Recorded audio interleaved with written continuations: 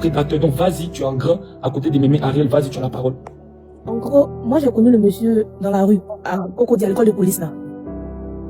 Au campus, à l'entrée de l'école de police là, c'est là-bas que j'étais arrêté. Parce que moi je vis à Bégerville. Donc j'avais la carte de bus, et pas l'argent pour peut-être Baka. J'attendais 610, que 610 passe, je vais monter. Et il y a une voiture qui a garé à mon niveau, le monsieur a baissé la vitre. Il m'a fait signe, il m'a salué, j'ai salué. Il m'a demandé s'il pouvait me déposer, j'ai dit oui, tonton. Donc je suis monté. Il m'a dit j'allais aussi à Bégerville. On est parti, on partait. Et arrivé au niveau de la 2, il y a une voie qui monte à Toban pour aller à Toban. On est monté.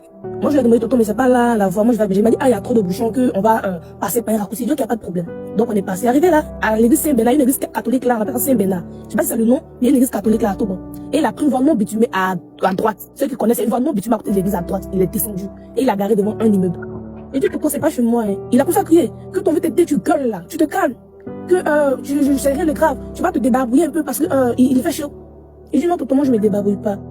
Il me débarbouille pas. Il dit, ok, rien de grave, moi je vais monter, je vais me débarbouiller, me changer. Il avait un sac au dos. Il va me changer et puis on va partir parce que c'est l'heure de pointe là, il y a les embouteillages. Et je dois me mettre en décontracté. Moi j'ai compris, il dit, ah bien vu, il y a un embouteillage chez nous aussi, donc ça il a raison. On est monté, j'étais assis, il m'a donné un jus, j'ai bu, bon. Et puis bon, il s'est resté, il est venu se mettre en débarque. Moi il allait s'habiller, on allait sortir. Il commence à me toucher. Et je dis, vous faites quoi? Il dit, il a donné l'argent. Il dit, non, il se une prostituée, il m'a chifflé. Il a placé le deuxième mot, il m'a chifflé. Pour coder les mots, tu codes un peu les mots. Attends, Seigneur Jésus. Attends, il a reçu une restriction. Lui là. Code les mots, vas-y. Il m'a tolo. Il a placé le deuxième mot, il m'a tolo. Il dit, quand le gars m'a dit, j'étais quelque part là-bas. En fait, il fait ce qu'il voulait faire. Devant, derrière. Il crie. Il peut pas. Il n'a pas force. Il est lourd, vous voyez comme ça, il est lourd. Il n'a pas force. Et puis quand il a fini, Ne pleure pas. Ne pleure pas. Il m'a chassé. Il m'a dit clairement que tu vas parler. Ça sera ta parole contre la mienne. Il m'a dit ça. Demande les preuves à Bouillot. Quand je suis parti à la maison, le lendemain, j'ai eu le réflexe de revenir, comment dirais-je, dans le coin. Je demande le tonton qui habite ici, le tonton Claire, là, métis qui est tatoué. On me dit non, hein, que c'est sa résidence meublée. Écoutez, il m'a dit que c'était sa maison. J'ai paniqué. J'ai commencé à pleurer, trouver lui là-haut. Pleurer, dépression, expliquer ça à ma grande soeur. J'ai une amie qui est comme une grande soeur pour moi. Elle est décédée en 2025. Elle m'a dit, tu peux porter plainte pour garder. Moi, je dis, je ne connais pas, il a porté plainte contre qui? Mon dère qui était là-bas. Elle m'a dit, avec sa photo, c'est parti, je suis féticheur. Quand on allait lui faire ça, moi, je me suis promené de féticheur en féticheur, tonton. Pour qu'on puisse lui faire du mal. Tout le monde dit qu'on peut pas parce qu'on n'a pas sa photo, ni son nom. Et même si le fait qu'il a couché à mon sang pour la tête, j'avais pris coton pour enlever le truc des dents, pour aller pour là, on voyait, elle va travailler avec, mais je n'ai pas fait ça. Donc, je suis restée la dépression, c'est dépression. J'ai expliqué ça à maman. Maman m'a dit de pardonner au nom de Dieu. Chose qui m'a blessée. J'ai expliqué à mon papa, il a biaisé mes amis, s'il a mis là-bas, c'est tombé. Je pense que 2 mois après, je pense, je me sens pas bien, je commence à vomir. Maladie sur maladie. Maman me demande, toi, tu as quoi? Maman a couru. Il y a un monsieur qui voulait me dire, moi, je suis un peu confirmé. En 2024, je suis parti là-bas, j'ai acheté, et puis, j'ai bras le déni. C'est passé. Mais ce qui m'a fait, ça m'a plongé dans une dépression, tanti.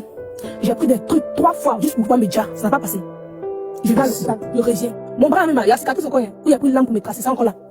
Dépression, c'est parce que quand je parle à mes amis, ils me disent, comme j'étais vierge ou bien, ça m'a rendu zézé. Je suis rentrée dans beaucoup de trucs. Il a gâché la vie de la fille. Moi, je suis une fille juste très intelligente à l'attrape. Et avant-hier, je scrollais sur TikTok, je vois la vidéo de la jeune fille Chance. Et tiens, parce que moi, je suis hyper rancunière, je n'oublie pas les petits détails. C'est que le monsieur, le bon samaritain, qui m'a vu là, qui est là, je regarde tatouage là-haut, c'est lui. Il regarde le thé, c'est lui. La même voix, c'est lui. Oh. C'est lui qui m'a vu. C'est lui qui a détruit ma vie. Il était une étudiante, issue d'une famille pauvre, à qui Dieu a fait la grâce d'avoir le bac, aller à l'école. Et lui, il est venu me présenter sa cible. Il m'a sodomisé. Il m'a fait tout ce qu'il voulait me faire. Il m'a sodo, faut coder les mots, pardon. Il m'a sodo. Il a fait tout ce qu'il voulait me faire. Il m'a craché au visage que c'est ta parole contre la mienne. Les vêtements que j'ai portés ce jour, les vêtements sont là. J'ai gardé les vêtements sans que l'eau ne touche les vêtements. C'est quand j'ai vu l'histoire sur TikTok, j'ai fait sortir les vêtements qui sont à côté de moi actuellement. Ça sent, c'est vrai, je suis pas lavé. Mais je suis la vidéo, s'il te plaît. Je suis prête à donner ces vêtements-là à qui de droit pour qu'on prélève l'ADN de ce porc-là pour qu'il aille pourrir en prison. Parce que j'ai l'impression que c'est pas sa première fois. C'est un pervers narcissique notoire qui passe son temps à faire du mal aux femmes. Et moi particulièrement, il m'a brisé. À cause de lui, j'ai arrêté les études. Je me suis retrouvée sur les Arabes là-bas.